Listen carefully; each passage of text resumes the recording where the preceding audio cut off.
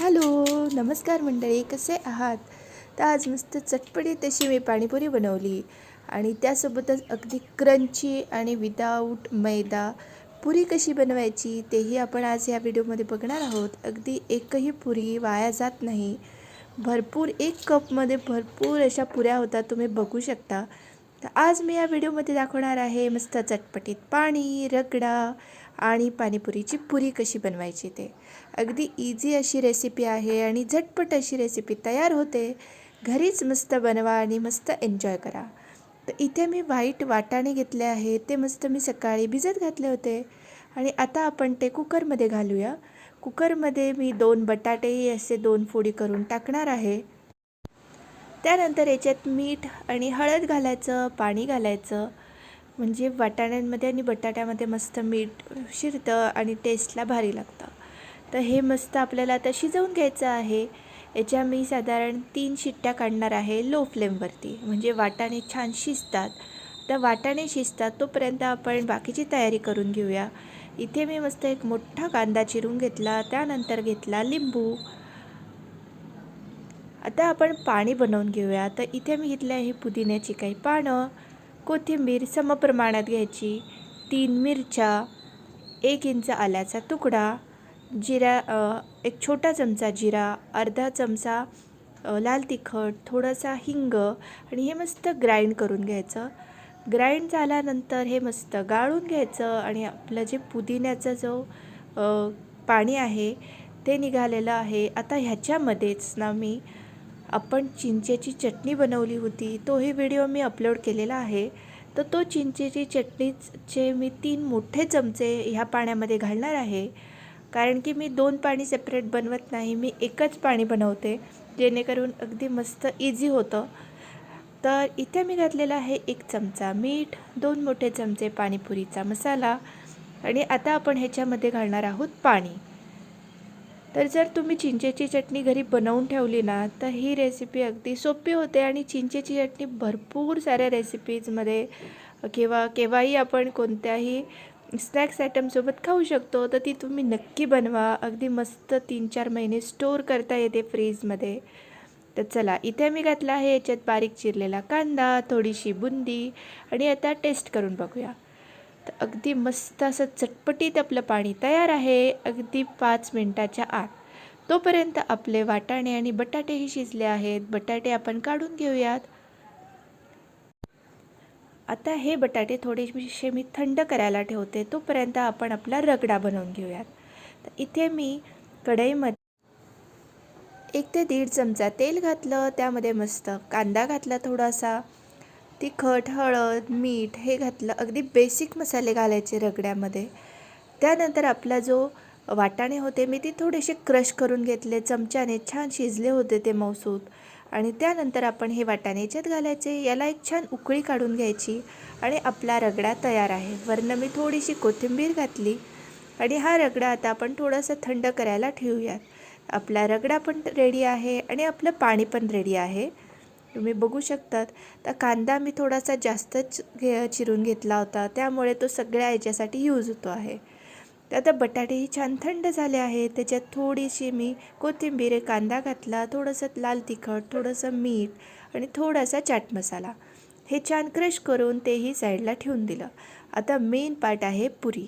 तर पुरीसाठी मी इथे 1 कप इतका जाड रवा घेतलेला आहे. जाड रवा आपल्याला घ्यायचा आहे.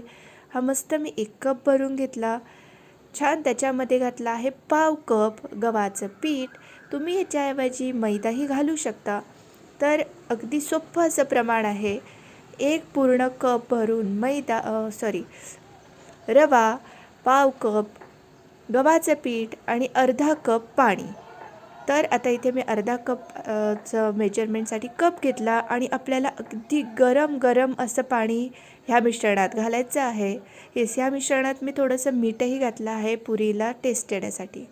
तर अगदी गरम पाणी घातल्यामुळे हे हाताने करणं शक्य होत नाही, म्हणून थोडंसं रूम टेम्परेचरला येईपर्यंत मी चमच्याने छान मिक्स केलं आणि अगदी परफेक्ट असं मेजरमेंट आहे. 1 कप रवा, पाव कप गव्हाचं पीठ आणि अर्धा कप गरम पाणी. ह्याला जास्त मळायची गरज नाही. वरनं मी छान मळून घेतलं अगदी मळतानाही खूप इझी असतं. त्याच्यानंतर वरनं छान थोडंसं तेल लावलं आणि हे 10 मिनटासाठी छान मी मुरत ठेवलं. तोपर्यंत आपण बाकीची तयारी करून घेऊया. तर इथे एक मी छान पोळीचा कपडा असतो तो अंथरलेला आहे आणि त्यानंतर सगळी सेटिंग करून घेतली पुरी लाटण्याची. तर हे आता जे पीठ आहे हे आपल्याला छान 2 ते 3 मिनटं मळून घ्यायचं आणि याचे असे छोटे छोटे आपल्याला पुरी जितक्या साईजची हवी त्याचे असे गोळे बनवून घ्यायचे. तर पहिल्यांदा मी हे असे सगळे तुकडे तोडून घेणार आहे. अगदी पटापट पुरी बनवायला जास्ती वेळ लागत नाही. अगदी पटापट असे ही पाणीपुरीची पुरी होते आणि एकही पुरी नरम पडत नाही. सगळ्या पुऱ्या क्रंची राहतात आणि मस्त टम्म फुगतात. बाजारातल्या पुऱ्यांपेक्षा खूप पटीने हेल्दीही आहेत आणि त्यासोबत टेस्टी पण लागतात आणि खातानाही खूप छान वाटतं कारण की अर्थात होममेड आहे. तर चला मी सगळ्या लाट्या बनवून घेतलेल्या आहेत. आता ह्या लाट्यांना आपल्याला अशा बाऊलमध्ये ठेवून त्याच्यावरती झाकण ठेवायचं म्हणजे की त्या सुकत नाहीत. तर आता एक एक आपल्याला लाटी घ्यायची आणि छान त्याची पुरी बनवून घ्यायची.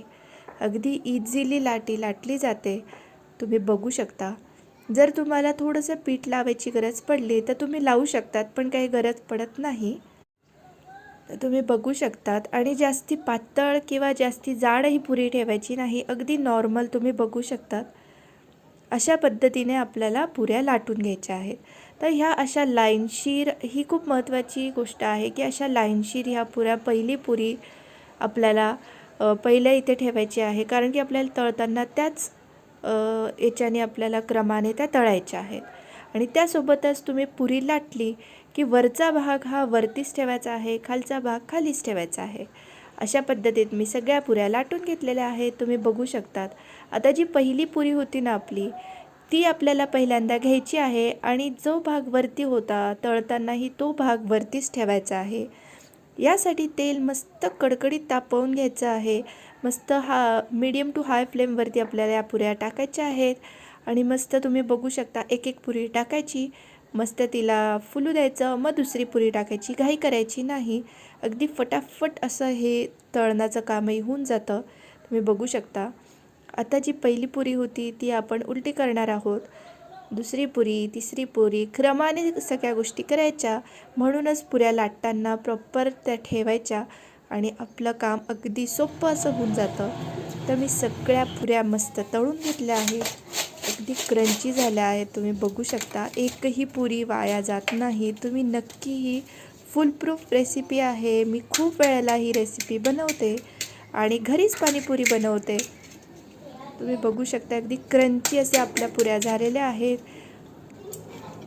एकही पुरी तुमची वाया जात नाही. मी हे खूपदा सांगत आहे कारण की ही फुल प्रूफ अशी रेसिपी आहे. त्यासोबतच अगदी होममेड असल्यामुळे खायलाही खूप मजा येते. तर आपले सगळे जे इन्ग्रेडियंट्स आहेत, सगळ्या ज्या गोष्टी आहेत त्या रेडी आहेत. मस्त क्रंची पुरी, टेस्टी असा रगडा, बटाटा, त्यानंतर थोडा कच्चा कांदा, थोडी शेव घेतली आहे मी आणि चटपटीत असं मस्त पाणी त्याच्यावर घातलं आहे मी कांदा. आणि येस, एन्जॉय करण्यासाठी रेडी आहे. मग तुम्ही पण नक्की करून बघा. थँक्यू.